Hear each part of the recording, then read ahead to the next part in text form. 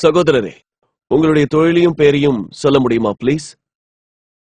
என்னுடைய பேர் சரவணகுமார். நான் பேங்க்ல வேலை செய்யறேன். நான் இப்பதான் ஹிந்து மதத்தை பத்தி நல்லா தெரிஞ்சுக்கிட்டேன். பெரும்பாலான இந்துக்களுக்கு வேதம் என்ன சொல்லுதுன்றே தெரியாது. ஆனா வேதத்துல சொல்லப்பட்ட எல்லா விஷயங்களும், எல்லா வேத வசனங்களும் சரின்னு சொல்லி ஏத்துக்கிறீங்களா? அதாவது ஹிந்து மதத்திலையும் சில குறிப்பிட்ட பிரிவினர்கள் தான் வேதத்தை படிக்கிறாங்க. வேதத்தை படிப்பதற்கு பெரும்பாலான இந்துக்களை அனுமதிப்பதில்லை. ஆனால் அந்த மத தலைவர்களே அந்த வேதத்தில் குறிப்பிட்டுள்ளபடி நடப்பதில்லை. அது சரியா?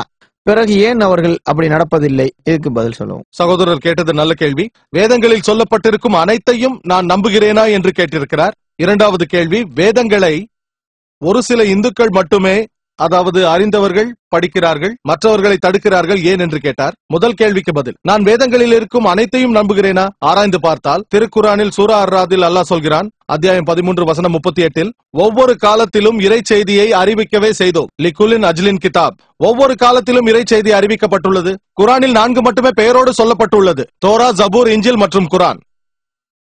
திருக்குரான் எல்லாம் வல்ல இறைவனால் அருளப்பட்ட கடைசி இறை செய்தியாக இருக்கிறது. அது கடைசி இறை தூதரான நபி அவர்களுக்கு அருளப்பட்டது. என்னிடம் மும்பையிலும் ஒருவர் கேள்வி கேட்டார், வேதங்களை நான் இறைவனின் வார்த்தை என்று எடுத்துக் கொள்ளலாமா? வேதங்கள் முழுக்க முழுக்க உண்மை என்று நம்பலாமா? 4 வேதங்களின் பெயர் தான் கூறப்பட்டிருக்கிறது, தோரா, ஜபூர், இஞ்சில் மற்றும் குரான். ஆனால் அநேக புத்தகங்களை அல்லாஹ் சுப்ஹானஹு வ தஆலா வெளிப்படுத்தி இருக்கிறான். வேதங்களை நான் இறைவனின் வார்த்தை என்று நம்பலாமா என்ற கேள்விக்கு குரான் மற்றும் ஹதீஸில் வேதம் என்ற பெயர் சொல்லப்படாத காரணத்தால் என்னால் நிச்சயமாக அது இறைவனுடைய வார்த்தை என்று சொல்ல முடியாது. ஒருவேளை இருந்தால் இருக்கலாம் என்று சொல்லலாம், இருந்தாலும் இருக்கலாம், இல்லை என்றால் இல்லை. ஆனால் வேதங்கள் இறைவனுடைய வார்த்தைகளாக இருந்தாலும் அது அந்த காலகட்டத்தில் வாழ்ந்த மக்களுக்கு மட்டும்தான் பொருந்தும். இன்று மனித இனத்தைச் சேர்ந்த அனைவரும் இறைவனின் கடைசி இறை செய்தியான திருக்குரானை மட்டும்தான் பின்பற்ற வேண்டும்.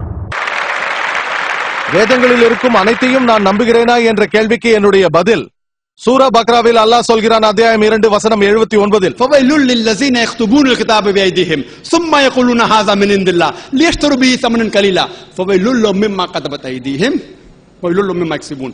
தங்களின் கைகளால் வேதங்களை எழுதிவிட்டு அல்லாஹ்விடம் இருந்து வந்தது என்று கூறுபவர்களுக்கு சாபம் உண்டாகட்டும் என்கிறது. அப்படி எழுதி சம்பாதிக்கும் பொருட்களுக்கும் சாபம் உண்டாகும். இறைவன் கொடுத்த அனைத்து செய்திகளும் காலப்போக்கில் மனித கரங்களால் மாசுபட்டு விட்டது என்று நாம் அறிகிறோம். அவைகள் மாற்றப்பட்டு விட்டன. இன்று இஞ்சில் அதன் தூய வடிவில் இல்லை. இப்பொழுது இருக்கும் பைபிள் ஈசாவிற்கு வழங்கப்பட்ட இஞ்சிலே இல்லை. காலப்போக்கில் அவைகள் மாற்றப்பட்டு விட்டன. வேதங்கள் இறைவனுடைய வார்த்தைகளாக இருந்தாலும் இன்று அது தூய வடிவில் இல்லை. இதை இந்து அறிஞர்களும் ஏற்றுக்கொள்கிறார்கள். ஆகவே சூரா ஹிஜ்ரில் அல்லாஹ் சொல்கிறான், அத்தியாயம் 15 வசனம் 9, குரானை நாம் அருளினோம், அதை நாமே பாதுகாப்போம் என்று. குரான் ஃபுர்கான் என்ற பெயராலும் அழைக்கப்படுகிறது, அதாவது நன்மை தீமையை பிரித்தறியக்கூடியது. வேதங்களில் இருக்கும் செய்தி குரானோடு ஒத்துப்போகும் பொழுது அதை உண்மை என்று நான் ஏற்றுக்கொள்கிறேன்.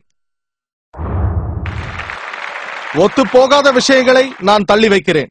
ஏனென்றால் வேதங்கள் தூய வடிவில் இல்லை என்று இந்து அறிஞர்களே சொல்கிறார்கள். ஆகவே குரானோடு ஒத்துப்போகும் வேதங்களில் சொல்லப்பட்ட செய்திகளை இறைவனின் வார்த்தைகளாக இருக்கலாம் என்று ஏற்கிறேன். ஆனால் வேதத்தை முழுமையாக ஏற்க முடியாது. வேதங்களில் சொல்லப்பட்டிருக்கும் பல விஷயங்கள் விஞ்ஞானத்திற்கு முரணாக இருக்கிறது. அதை சொல்ல இங்கு நேரமில்லை. விஞ்ஞானத்திற்கு முரணான வேதங்களில் எழுதப்பட்டிருக்கும் நூற்றுக்கணக்கான செய்திகளை என்னால் இங்கு சொல்ல முடியும். ஆகவே குரானை ஆராய்ந்து பார்த்து அதோடு ஒத்துப்போகும் விஷயங்களை மட்டும் நான் இறைவனுடைய வார்த்தைகள் என்று நான் ஏற்றுக்கொள்கிறேன்.